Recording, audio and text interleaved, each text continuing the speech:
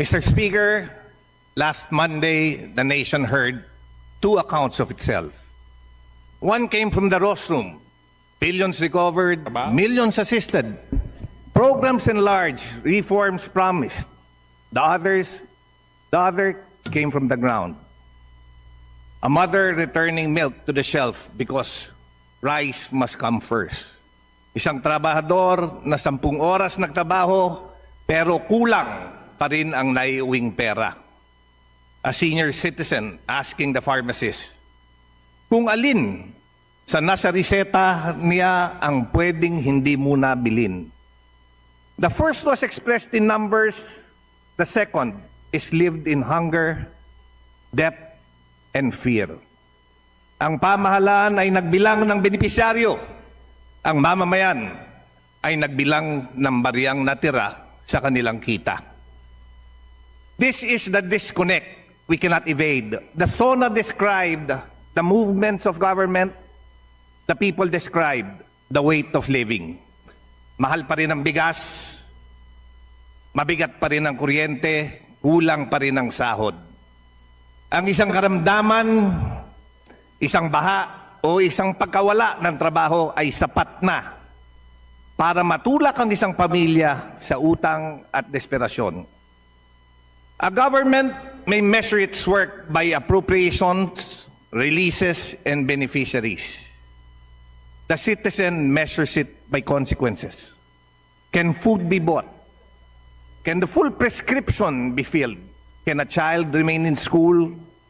Kaya pa ba ng ordinaryong pamilya matulog na hindi nag-aalala na ang kanilang bayarin kinabukasan ay kayang maibigay? The poor are not footnotes to the state of the nation. They are the state of the nation. The address preferred ayuda as a main accomplishment. Assistance is necessary because in the moment of crisis, government must not be absent. But the need for ayuda is not by itself proof of progress. When the line grows longer, it proves the opposite. Ang pila sa ayuda ay hindi parada ng kaunlaran. Ito ay mahabang anino ng kahirapang hindi pa nalulutas.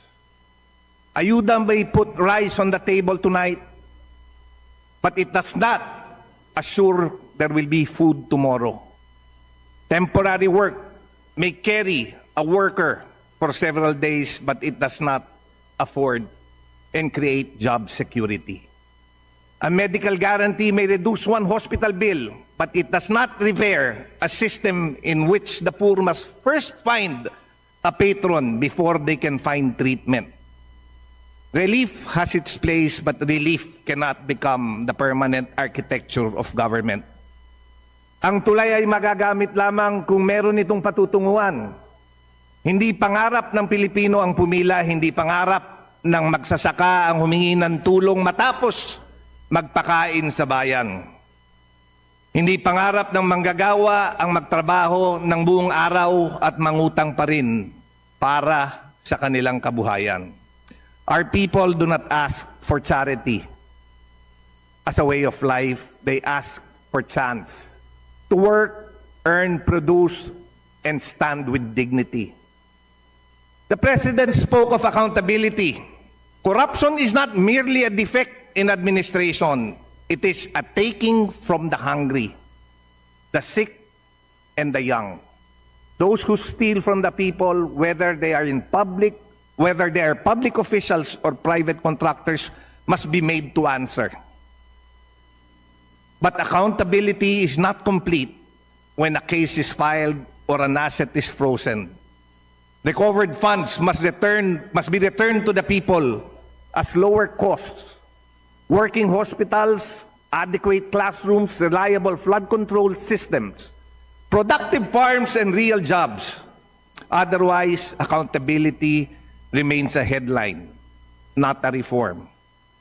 The law is tested not by the force of its declaration, but by the reality of its operation.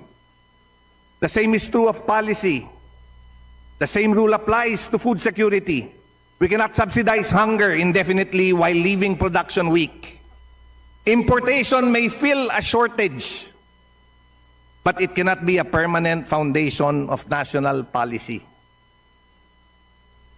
Kung nais nating bumaba ang presyo ng pagkain, palakasin natin ang Pilipinong nagtatanim at nangingisda. Give them irrigation, insurance, storage, transport, access to markets, and protection from ruin after a single typhoon. A nation that cannot sustain those who feed it has mistaken dependence for security. The same is true of flooding. Cleanup and declogging are necessary, but a broom is not a flood control system. Tupad workers may clear waterways today, but without an adequate drainage system, river rehabilitation, retention facilities, watershed protection, and rational land use, the same homes will be underwater tomorrow. Hindi sapat ang maglinis pagkatapos bumaha. Ang tungkulin ng pamahalaan ay pigilin, hindi lamang bilangin ng pinsala. Infrastructure must not be a collection of projects selected by convenience or patronage. It must answer engineering necessity, long-term national priorities, climate risk, and measurable public benefit.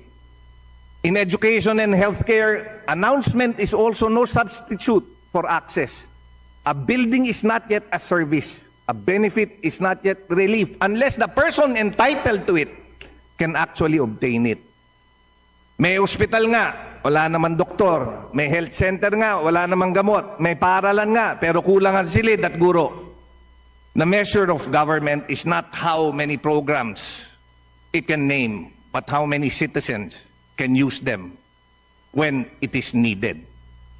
Mr. Speaker, responsiveness must govern the remainder of this administration. Responsiveness means acting before the harvest is lost, before the business closes, before the patient gives up treatment, before the flood enters the home. Urgency is not recklessness. It is the recognition that delay is itself a decision and that its cost is paid first by those least able to bear it.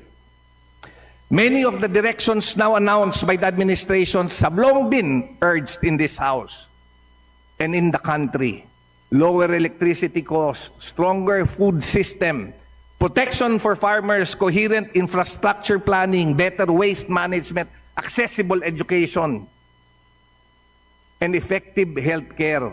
Ang bansa natin ay nagdurusa hindi lamang dahil sa kawalan, hindi dahil sa kawalan ng mga panukala. Ang bansa natin ay nagdurusa dahil sa kakulangan ng implementasyon ng mga panukala. The President again spoke of lower power costs. But while Meralco and Malacanang argue who would bear the cost, how much may be passed, and on where responsibility lies, there is a more basic question that no one has answered. Bakit sinisingil ng VAT ang mamamayan sa kuryenteng hindi naman niya natanggap? This is an additional injury to lawful paying customers in the present arrangement. Ang kuryente na hindi naman dumating sa customer, sinisingil na nga sa kanila, pinapatawan pa ng VAT ng pamahalaan. The government therefore receives revenue for electricity that the payer never received or used. The paying customers should be protected from losses arising from power theft or failure in metering, maintenance, or inefficient transmission lines. A household that paid its bill and used electricity lawfully should not become the insurer of inefficiency somewhere in the system. Taxation is burden enough. Here, the consumer pays for electricity lost even before it reaches the meter, the government. The government then takes its cut from the loss itself. Makatarungan ba yun? Of all the taxes imposed upon our people, few are more insulting than a tax collected on something never received. Electricity is not a luxury. Binabayaran ito ng minimum wage earner na nagpapaandar ng ventilador sa gabi, ng may-ari ng sari-sari store na kailangan palamigin ng kanyang paninda at ng pamilyang gumagamit ng maliit na bomba para magkaroon ng tubig. Sa huli, binabayaran ito ng bawat mamimili sa mas mataas na presyo ng mga bilihin at serbisyo. Removing that burden is not merely tax relief. It lowers the cost of living, protects employment, strengthens small enterprises, and restores competitiveness. The Philippine industry, Congress must therefore act with deliberation, but without lethargy. Fiscal safeguards may be studied, the measures may be refined, but study must not become the respectable name for delay. At kapag ang makabuluhang panukala na tanggalin ang VAT sa kuryente ay dumating sa mesa ng Pangulo, umaasa tayo na sana lagdaan naman niya. A policy repeated in the SONA must finally appear as relief in the monthly bill of the Filipino family. No legislator and no political party owns a sound idea.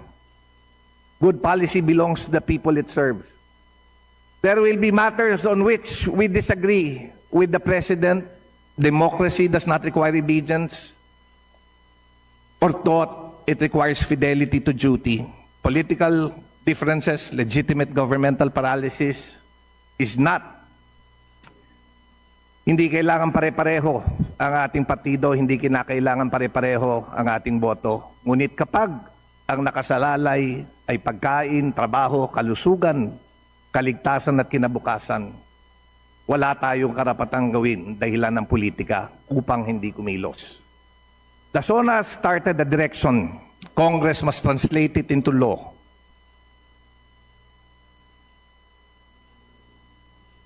The executive must give it force, and where the President has called for reform, his signature and the determined work of his administration must follow. Let this Congress be judged not by the frequency of its applause, but by the speed and wisdom with which it turns public promises in public relief. For the stew state of the nation is not found on the rostrum, it is found at the dinner table, in the electric bill, in the price of rice, in the medicine of a patient that a patient can buy, in the job a parent can keep, and in the future a child can still believe in. Mr. Speaker, sana ho, umakto tayo at ang aksyon natin sana'y magsama-sama at pagka tayo'y kumilos, sana naman ang ating pagkilos ay gawing makatotohanan ng ating Pangulo. Maraming salamat po. Majority Leader.